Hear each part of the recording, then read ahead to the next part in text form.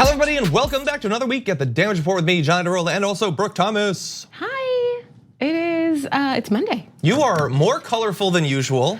It's kind of like a holiday vibe a little bit.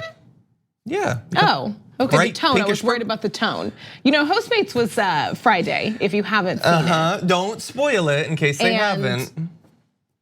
Our relationship is, Which it's up and down. I know, but maybe the up is victory. You never won't know. Anyway, if you don't know what we're talking about, Hostmates is our yearly competition that we have at the TYT Network, where we pair up people from TYT to take sort of that's the show that it's sort of mimicking. It's like the Newlywed game. The Newlywed right? game, but for people who host together, and we compete. And last year we didn't do great. We did great. We were entertaining, and I think we that were entertaining. When you work on a visual medium, that's more important. Exactly. We're clowns first, reporters second, basically. But anyway, the second one is now out. You can watch that if you're a member. If you're not a member, go to tyt.com/John. You can become a member. Yeah. So through the course of the show, we've got a lot that we're gonna be covering. In just a little bit, Michael Brooks, host of the appropriately named Michael Brooks Show, is gonna be joining us. We're breaking down some of the big news of the day with him. We've got the terrible Hanukkah attack. We've got Nabilah Islam, candidate for Georgia's 7th district, who's been joining the show once again. And then a cop received a McDonald's cup with an attack against cops printed on it. I hate these stories so bad. I hate them so much. Well, we're gonna delve into it, and we're gonna see what's actually going on in America. But before we get to that, which is a little bit fun. Other things to worry about. No, this is it. This is what they have, which we'll describe. Okay, but we do have to start off on a more somber note. So we're gonna be starting over here. Representative John Lewis, one of the longest serving congressmen, an icon in DC, in Congress, announced some pretty sad news, apparently being diagnosed very recently with stage 4 pancreatic cancer, which is an extremely serious stage of cancer at an extremely serious stage of that cancer as well. He put out a press release, and we're gonna read just part of that. Representative John Lewis said, "I have been in some kind of fight for freedom, equality, basic human rights for nearly my entire life. I have never faced a fight quite like the one I have now. This month, in a routine medical visit and subsequent tests, doctors discovered stage 4 pancreatic cancer. This diagnosis has been reconfirmed. While I am clear-eyed about the prognosis, doctors have told me that recent medical advances have made this type of cancer treatable in many cases, that treatment options are no longer as debilitating as they once were, and that I have a fighting chance." And all of that is true, but it is still a very serious form of cancer. And so a lot of people obviously, they feel terrible for him and his family to face something like this. Just a dark day. Yeah, but I am going with what his doctors are saying and what he's saying, and the fact that if anybody's a fighter, it's this man. He's been fighting for a little while. Yeah, so I'm like praying for him and his family, and you hope that he can beat this. Exactly. He said further to his constituents, "Being a representative in Congress is the honor of a lifetime. I will return to Washington in coming days to continue our work and begin my treatment plan, which will occur over the next several weeks. I may miss a few votes during this period, but with God's grace, I'll be back on the front lines soon." You're allowed to miss a few votes. Yeah. Lots of people miss tons of votes without the stage 4 pancreatic cancer. Exactly. Yeah. Some people show up and pretend and just don't do anything. Exactly. Feel free to take a few days off, honestly, at this point. Now, obviously, a lot of people, when this came out over the weekend, they tweeted support for him. There were some great speeches and things like that. I'm just gonna note one.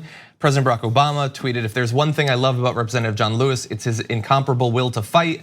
I know he's got a lot more of that left in him. Praying for you, my friend." And it's got to be on the mind of literally everyone. Well, a lot of people across America, but definitely people in Congress, because on the Democratic side, I mean, he's long been considered one of like the big moral figureheads of the Democratic Party for literally decades. Yeah. And so I wanted to give people, we can't go totally into his history and everything like that. And he's still very much, he's dealing with it. There's a lot of history, yeah. There's a lot of history, but I just want to read just a little bit for people who might not be familiar with where he got his start and why he is such a big figure today.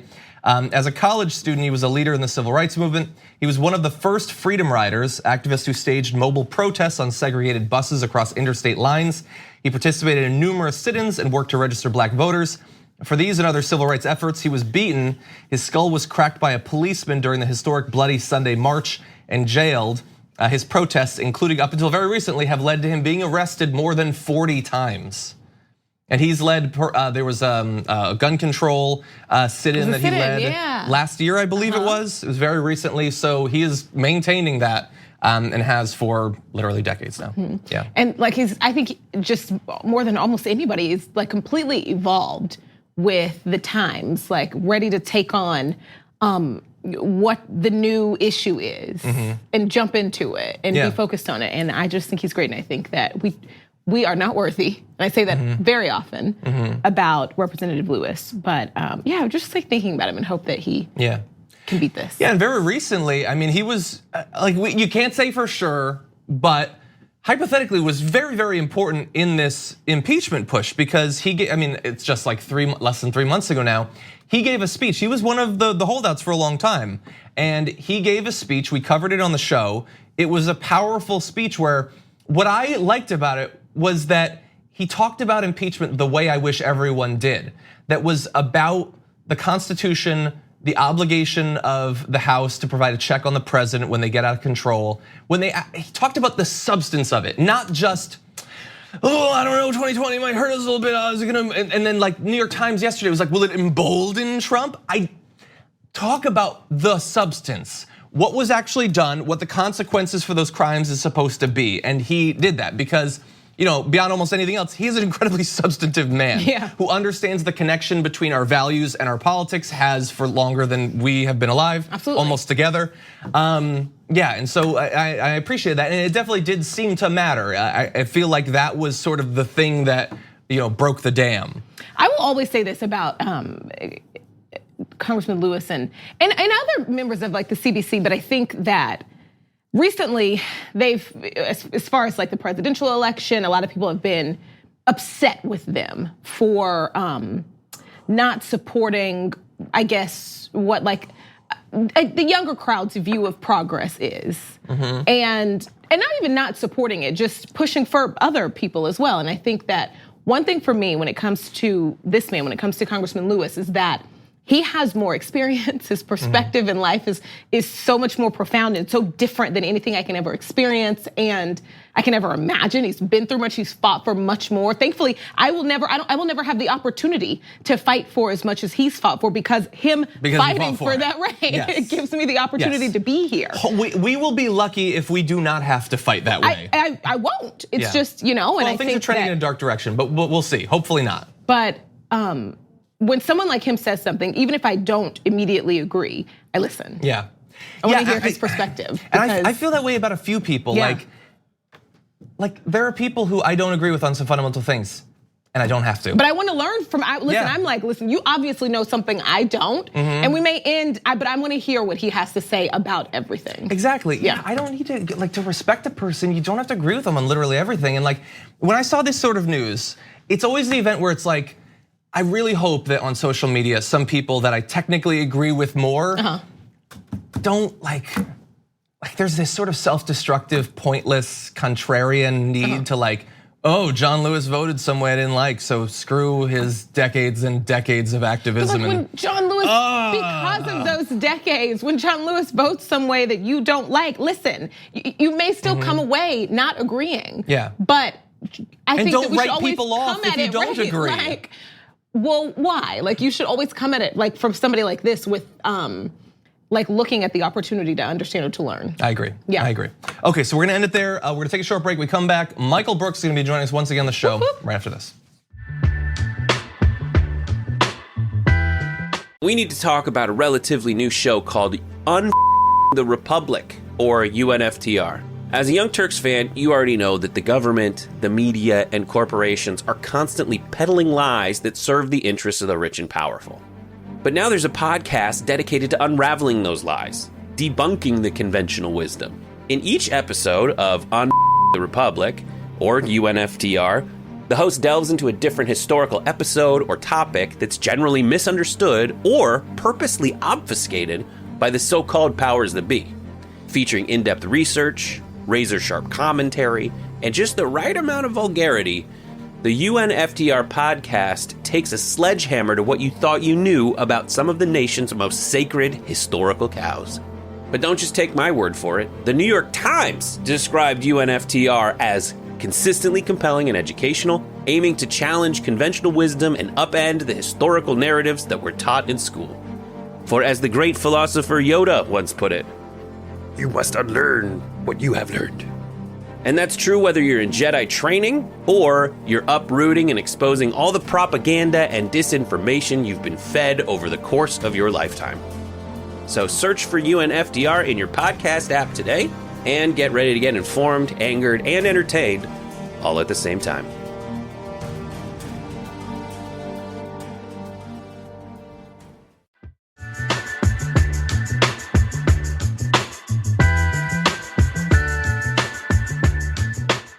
Going back for some time, Andrew Yang has been supportive in his speeches and in his ads about Medicare for All. But now his healthcare plan is out, and it is not Medicare for All, which came up over the weekend in an interview that he had. Joining us now to break down this and other news, Michael Brooks, welcome back to the show. Hey, pleasure to be here as always, John. How you doing? We're doing good. Glad to have you here and here live for the first time because normally our schedules don't sync up well with our broadcast times. We were like, forget your vacation, come to work. Exactly. How you doing, Brooke? Taking me right out of vacation. I love it. Exactly. Okay, so I want to play a little section of Andrew Yang's recent appearance on, I believe it was a CBS. So we're going to play a little section of this back and forth and then comment after this. I've looked at your healthcare plan. In fact, I've got it right here. And this plan does not call for Medicare for All. In fact, it doesn't even have a public option. So why the dissonance here? We need to move towards universal healthcare that's high quality and nearly cost-free for Americans around the country. But reality is we have millions of Americans who are on private insurance right now, and taking those plans away from them very quickly would be untenable for many, many Americans. To me, the goal of the government has to be to demonstrate that we can outcompete private plans and then push them out of the market over time. And that's what we're proposing. But I'm confused. Your ad is explicit. Your ad says Medicare for All. Your plan is not Medicare for All. It's not even Medicare for some because in your plan there's not even a public option.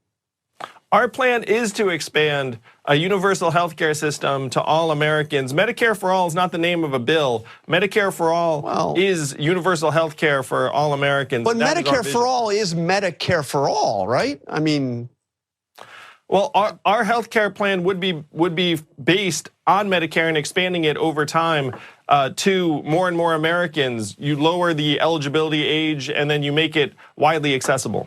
Okay, I didn't see that in your plan. So Michael, what did you make of that? I think it would be less snappy, but he should replace his math pin with a disingenuity pin. I mean, look, I think that a lot of candidates have done their best to frankly obscure what is a pretty straightforward concept. It's an ambitious concept, but Medicare for All, there's no ambiguity about what that actually is. There's a bill in the Senate. Bernie Sanders has sponsored it. There's a version in the House. Well, and really fast, let's just note that Medicare for All is in the name of the bill for Bernie Sanders. Indeed. Yes. It is literally in the name of the bill and it has been written.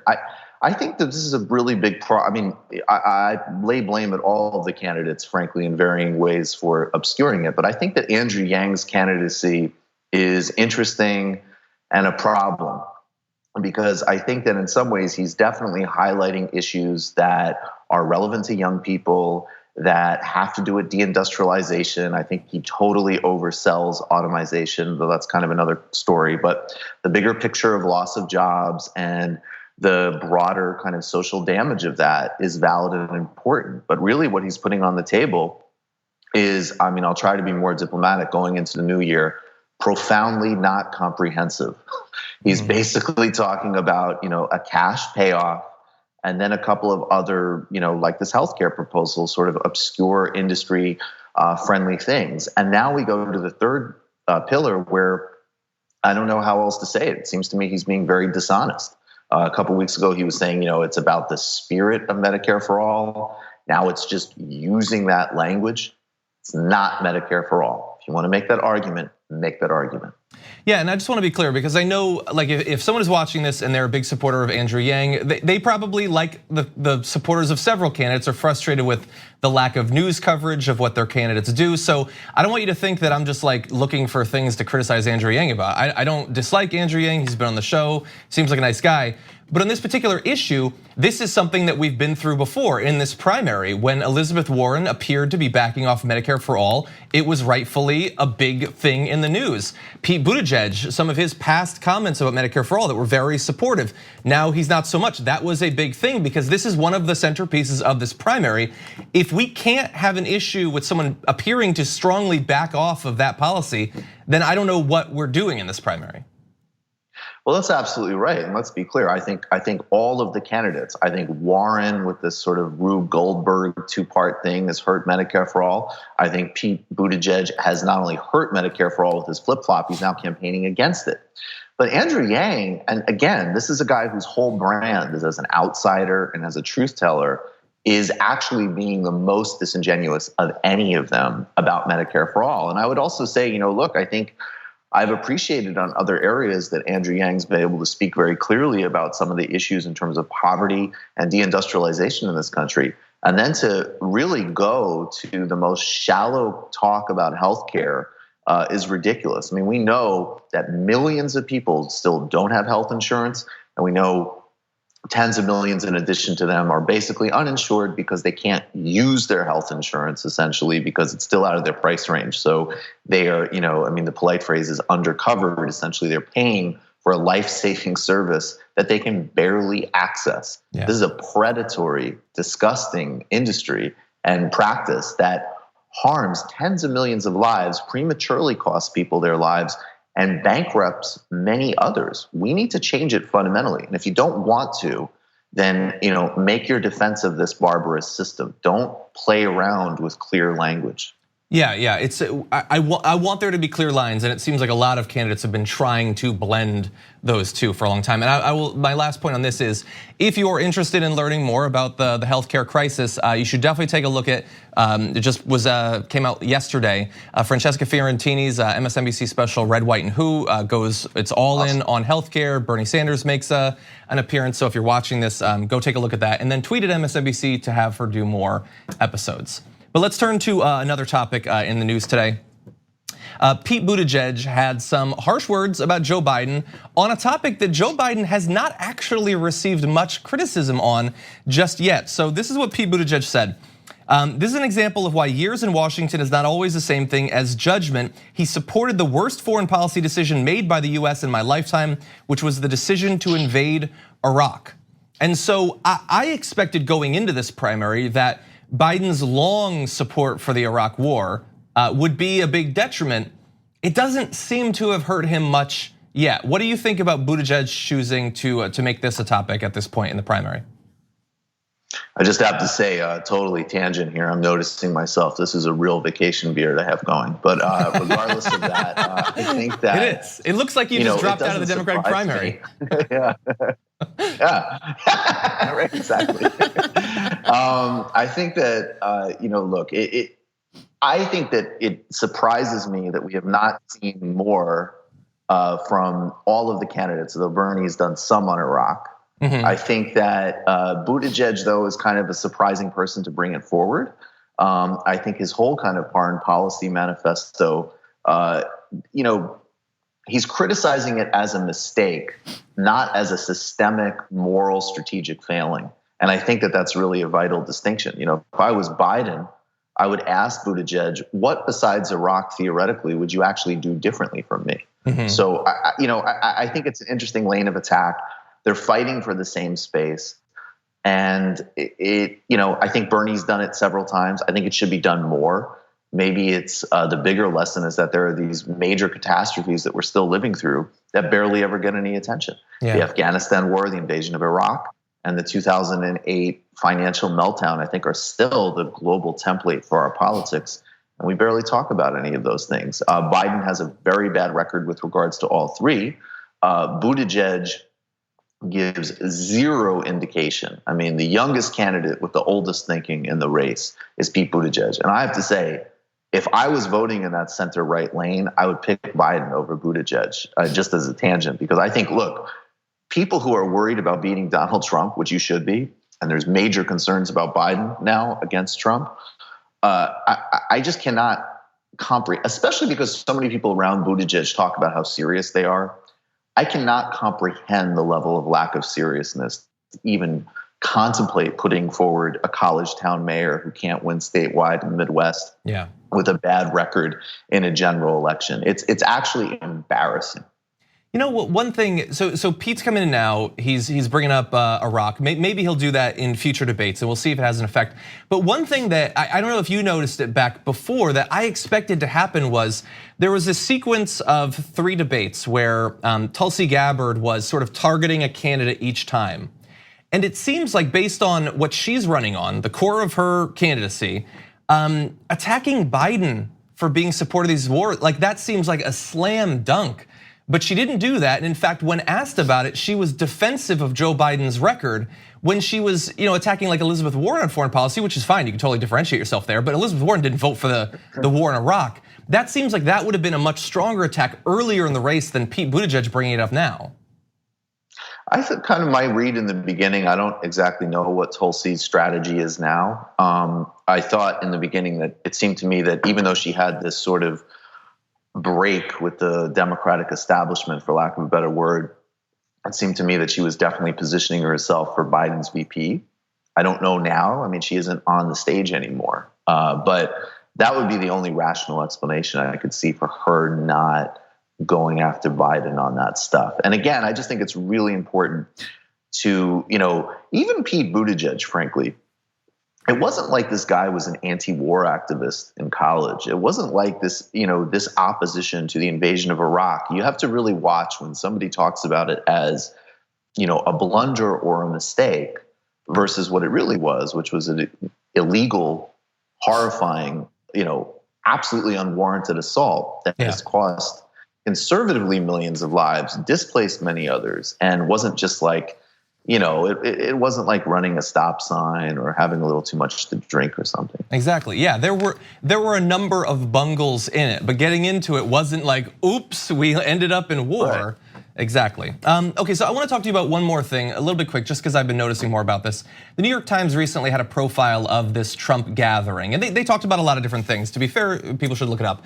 But one thing they had was, what I have seen as a growing trend in interviews of Trump supporters is when the question gets to what if Trump loses in 2020, his supporters, or at least his most fervent supporters, seem very comfortable implying that they're going to pick up their guns and start shooting people, which if I were gonna do that, I would probably hold my cards closer to my chest, but they're putting them out there for everyone to see. And in this most recent article, Mark Villalta says he's been stockpiling firearms in case Trump doesn't win. He says nothing less than a civil war would happen. I don't believe in violence, but I'll do what I got to do. I would argue you believe in violence, Mr. Villalta. But what do you think about these Trump supporters claiming that they're going to start shooting if he loses? I mean, obviously it's a huge problem, and it's of course connected with some of the increase of basically right-wing terrorism. I really have a problem with the overuse of that word, but some of these events could certainly be described in those terms. However, I really think though, when you look, of course there's a reciprocal relationship between what Trump stokes in this country and the kind of rhetoric you see in that article. But I think that it's very important to disaggregate between, again, people who might be alienated, people who might, in some cases, be enormously destructive and a problem, in terms of electorally and what they represent socially in this country. But I think you have to, again, go to the top and you have to look at what Bill Barr thinks about this country, as an example, what the Republican Party as a decades-long project.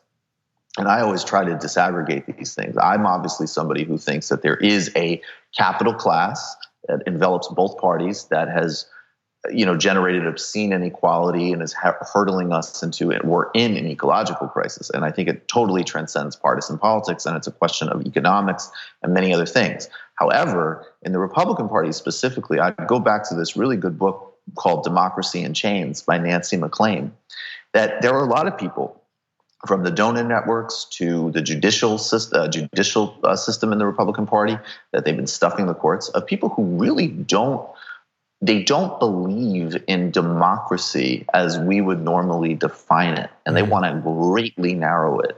And so that's why you can't separate this from the assaults on the Voting Rights Act and civil rights, the rhetoric that you get fed from the top.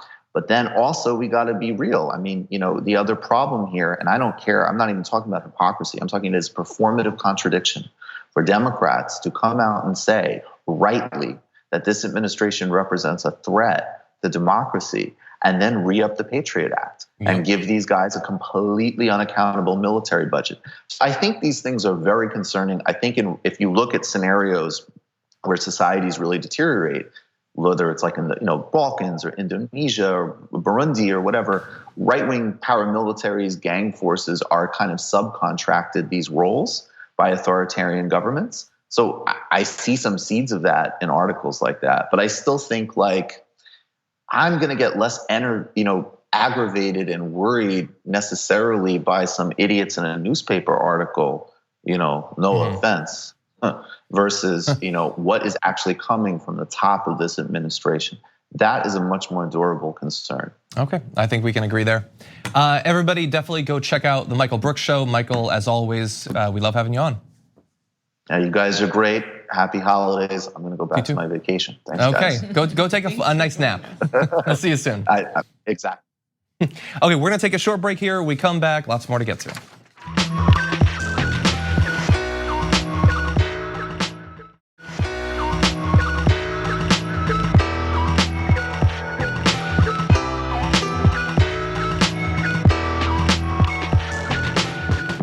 Over the weekend, there was another horrific attack. We're talking now about the stabbings during a Hanukkah celebration. Of course, there were other attacks over the weekend as well, including a shooting at a church, I believe in Texas. But I want to give you details about this attack because there have actually been some developments over the last 24 hours. A man entered Orthodox Rabbi Rottenberg's house in Monsey, New York during a Hanukkah celebration, stabbed and wounded 5 people, then fled in a vehicle. The victims of the attack, which is about 35 miles from New York City, were all Hasidic Jews. The town has a large Hasidic Jewish population. And I've been, like a lot of people, I've been trying to get as much information about this as possible. And I came across an interview with one of the survivors of the attack. And what he had to say about the experience was truly amazing. So here's a section of what he had to say. I was sitting in the rabbi's dining room just when the rabbi finished the candle lighting ceremony, when the attacker came in. He first stood in the entry room. He started hitting people right and left with his big machete knife. I don't know what it was. And then that's when I started to run out through a side door together with all the people in the dining room. We ran out through the back of the house, through the back of the door, the back door outside. I ran back to the front door to see if I could help anyone from the other side. That's when. Sorry, I'm a bit tired. That's when I came back in. The elder guy who had the brain fracture was still standing there bleeding, and I asked him, "Let's go, come out." The guy's still in the kitchen. The attacker's still in the kitchen. Let's go out. He said, "I can't. I'm bleeding. I can't." That's when I saw him coming back towards me. I ran out, and I saw that he went to the old guy. I came back in, grabbed the coffee table that was on the floor, hit him in his face. And that's when he came back outside after me. He told me, "Hey, you, I'll get you."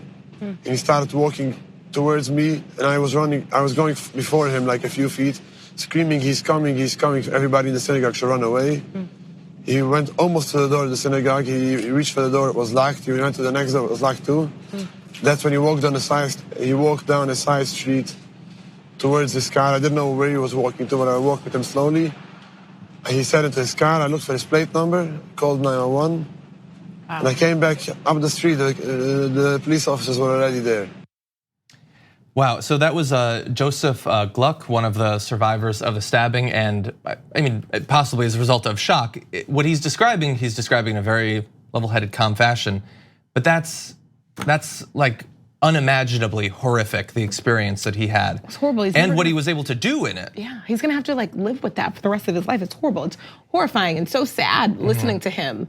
kind of recount that, and it's horrible. I think that it is so unfair that like a group of people are now rightfully afraid of being in their place of worship, of going, of being there. There is a little bit of fear because of things that have happened, because of rhetoric that's constantly being pushed from our highest office. And also now, like you would have a fear of being at your faith leader's home, for a holiday celebration. For the holidays. Yeah, it's awful, it's unfair. Yeah, look, he says, what he describes there is like going back in to help people. You'd gotten away from a guy who's running around with a machete. You go back in, tries to get people out, attacks the guy with the machete, buying some time, then tries to get as many other people out as possible. I mean, it's amazing. God only knows if he had not done what he did, perhaps the older man that he tried to help might have died. He might have been attacked again. Other people potentially too. But he says, I don't feel like a hero, I feel God is a hero. He sent me in the right place in the right time and he gave me the right state of mind. I mean, he did what everybody would like to think that they would do in this situation. But I agree with you. I mean, this is both horrific, but also one of the things that makes it so horrific is because it is a pattern of attacks like this against the Jewish community. Just a few weeks ago, there was a shooting. I believe it was in New York as well, perhaps New Jersey. Synagogues have been attacked multiple times recently. It's becoming almost routine that at any given month there's going to be some crazed person, and they have a suspect. I'm not going to give details about them because I don't care about that individual, but they have a suspect that they believe is the person who did it, who just targets the Jewish community. And there are other, I mean, we mentioned, a church was attacked as well. There's a lot of violence in America to go around, but in particular, attacks against Jewish communities, religious centers, those sorts of things have become horrifically common. Yeah. It's horrible, and this is why people are so, and not sensitive, that's not the word I want to use, but so rightfully like speaking out against some of the rhetoric because it's a slope to this. Yeah. It brings violence and like feeds hatred that is unnecessary. Exactly. Okay, we're gonna take a short break, but stick around.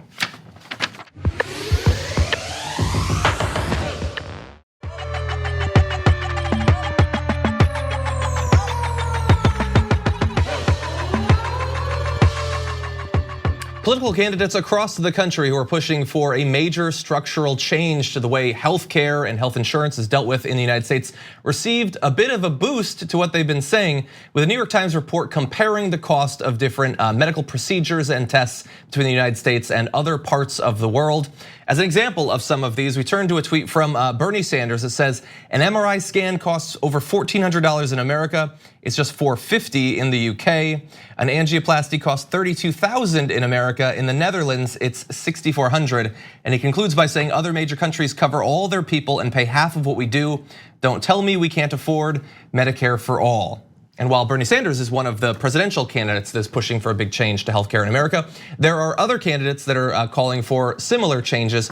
And we are joined by one now. Joining us once again on the Damage Report, Nabilah Islam, congressional candidate for Georgia's 7th District, joins us now. Hi, thank you for having me. Glad to have you back. So what did you make of this report? I mean, I guess it's not too shocking to find out that the costs are much higher in the United States, but some of these disparities are difficult to understand. Oh, it's definitely egregious. Look, we're the richest country in the world, and yet we also have the richest, we pay the most for our healthcare system. And most people in our country, a lot of people in our country aren't covered, and it's indicative of a broken healthcare system. And that's why in my district, there's 135,000 people in my district that don't have healthcare.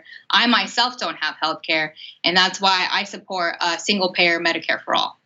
In the report, they talked about how you have some candidates that are calling for Medicare for all, some calling for the elimination of private health insurance companies. But even those with more centrist plans that are not calling for getting rid of these companies, they are now all pushing for cost controls in a way that we haven't necessarily seen coming from the center in past cycles.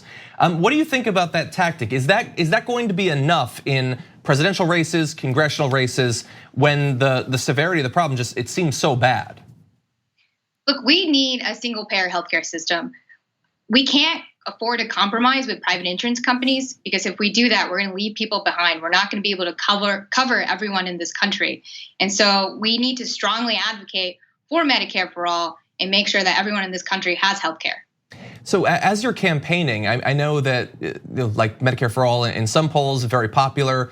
There are people though that are concerned that in some sorts of districts it might be divisive. As you're talking to your potential constituents, what do they think about switching over to something like Medicare for All? Oh, they are very, they want Medicare for All. They understand that what these private insurance companies are doing to them are price gouging them. The fact that, look, only sick people make a profit off of sick people, and they're tired of the hassle of that they have to put up with private insurance companies. And they definitely have been communicating with me that they want Medicare for All. You know, since you last joined us, Nabilah, there's been a little bit more time to campaign, and I saw that you got a pretty interesting endorsement from Occupy Democrats. Apparently, the first ever endorsement from the group for a primary candidate. So, what did you think about getting that endorsement?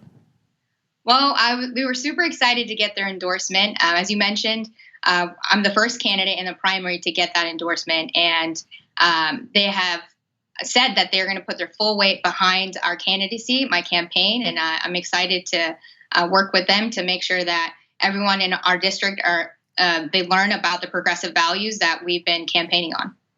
And you know, we noticed one thing that you had tweeted recently that certainly stood out. If we could bring that up, you tweeted, electability is a myth. I believe that's 11 times. So when I tweet things like that, there's usually something specific on my mind. So tell me, what were you getting at with that tweet? Well, electability is a myth because for so long we've been socially conditioned into thinking that typically it's pale, stale, and often male are folks that are the most electable, especially in the South. But that's truly changed after we saw 2018 happen. We elected some of the most diverse candidates to Congress ever, more women more than ever. And it has shown that, you know, people from different faiths, different cultures are electable. And not only that, that if you can run on progressive values and be electable all over the country. You know, it's interesting because at a different level, at the presidential level, one thing that I've noticed, and I have to admit my bias, I endorse Bernie Sanders, but when you ask people who support Joe Biden, who's currently leading the race, he's been leading for many months, what makes them support him, a large percentage say because they believe that he can beat Donald Trump. When the media covers Joe Biden, they say, well, he's the most electable. So then people watching hear that he's the most electable and then say that they will support him because he's the most electable. So he's in first, which is why the media says it. It's this interesting cyclical thing. And so what I'm wondering, when you talk about electability being a myth, there's a media component to it. There's a DNC, DCCC component to it. To what extent do you think that the media is responsible for shaping the sorts of candidates that people think can win in different parts of the country, including your district? Oh, I definitely think the media has a hand in it. It is a vicious cycle.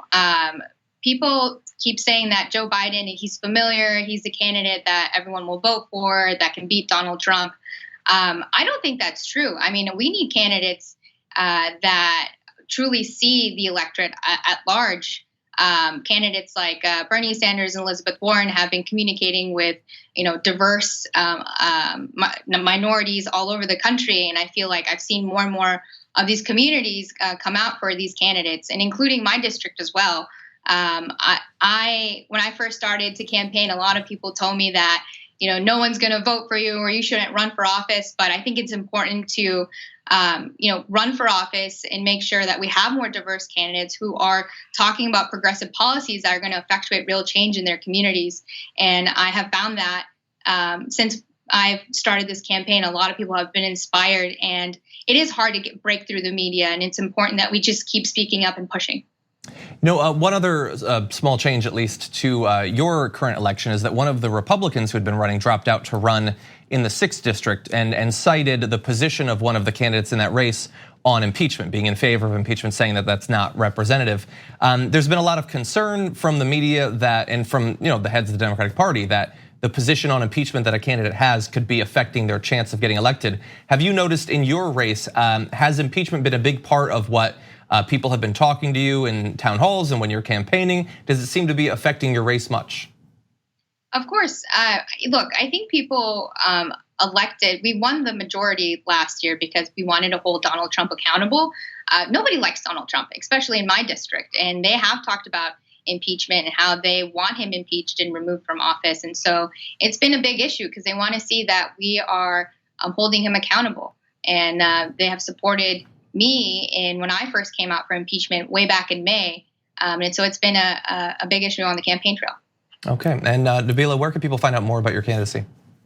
They can go to NabilahForCongress.com. We have less than 48 hours before we hit our end of quarter deadline. So if anyone would like to make a small contribution, you can do so at NabilahForCongress.com, or you can check me out on Twitter at NabilahForGeorgia7 or on Instagram as well. Nabilah Islam, candidate in 7th District of Georgia. Thank you once again for joining us. Thank you so much for having me again. Take care. We're gonna take a short break here. When we come back, McDonald's was the site of a bit of a dust up with the police, but what's the actual truth behind it? We'll break that down after this.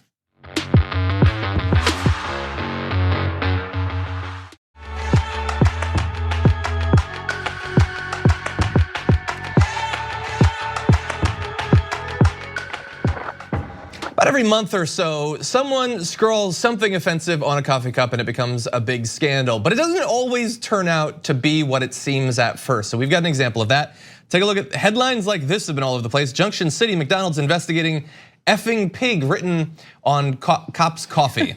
I hate this. Wait, so this is okay. This is all we know so far. Okay. Is that supposedly this happened, and you don't like it? No, I just think these are so stupid. Like calling a police officer a pig is not a hate crime. It's not a racial slur. Okay, like we have to stop acting like it. Like, okay, some people don't like police officers. More people should not like bad police officers, including good police officers. But that's a whole other thing that they're not as quick to talk about and give statements about like they are when somebody calls them an animal that oinks. Yes, and by the way, these are so stupid. I feel like I should remind people, animals are innocent. Leave animals out of it. But like in terms of somebody insults. dies and we get nothing. We get nothing. We get a police officer who keeps their job, at least temporarily. We get these kind of like, and we're surprised when we don't get a lackluster kind of like response from the chief. That's true. But when an officer, God forbid, gets the word pig written on their cup of coffee, it is national news. The chief comes in and is like, oh my goodness, these people who make like minimum wage need to be punished. This cannot happen. We have like this Fortune 500 company CEO that's like, we do not stand for this. This is not okay. And none of it's okay, but I just hate that like it is this, we get the bigger news biggest, always. Quickest reaction from a police department when something stupid like this happens. When somebody calls a police officer a name on their coffee. I agree. In the future, we live in such a weird country that like if a cop abuses you in some way, the only way you can reliably get news coverage of it is if you were to write about it on a coffee cup. Right, exactly. Honestly, and then give it to the cop who abused you. But I will say this, Brooke, if you are frustrated with a story of someone insulting a cop on a coffee cup, I can only imagine how frustrated you will be when you find out that they didn't. Right, that's also like I feel like there's always the story always sort of kind of leans this way. Exactly. Well, let me run through the facts because we're low on time. Okay. So blah blah blah. It happened to this cop. Then apparently he was offered a free lunch. But it's McDonald's, so that's not that much money, honestly. But it's worth it, it's fine, it's good. Exactly, and so let's see. We have the manager who wrote, "My McDonald's have the utmost respect for all members of law enforcement and the military, and we're troubled by the accusation made. We thoroughly reviewed our security video from every angle, which clearly shows the words were not written by one of our employees. We look forward to working with Chief Hornaday as he continues his investigation." The thing is, Hornaday apparently spent a day at McDonald's looking at the security tape, but couldn't find any evidence. But it took the manager saying that it hadn't happened for that to be an update to the story. So the immediate follow-up question has to be, well then who wrote it? And I suspect that we all know. I'm not saying anything because I don't know. It is possible that a pig wrote it. It's possible that it just came that way from the factory, I guess. That's gonna be it. But if the video shows that an employee didn't write it, maybe it was that bird. But like, I feel like you're implying that a police officer would lie. I didn't imply anything. Because that is I didn't imply anything. That has never been proven to happen. I'm only saying two things. One, if you work in a service job, like I've worked in almost every service job imaginable, don't write things like that on cups. but also to everybody in America, stop making up things on cups. And do you know because what? that is becoming too common. I said this Friday, and I feel very strongly about it. The customer is never right. Never. That's a big shift. The customer is never right. Okay, most likely. What about when you're the customer? I'm like, if I'm acting a fool, and I'm wrong. Okay, I'm gonna bear that in mind. Never right. I'm gonna bear that in mind. Okay. Yeah. Okay, so that's unfortunately all the time we have. Yeah. But it was great to have you here as always. It's always great. Always. To be Maybe here. in the future we'll have even more of you. Yes. You know, a second hour where we just chit chat. We'll see. We would love that. We'll see. Okay, thank you everybody for joining us. We will be back tomorrow with a lot more.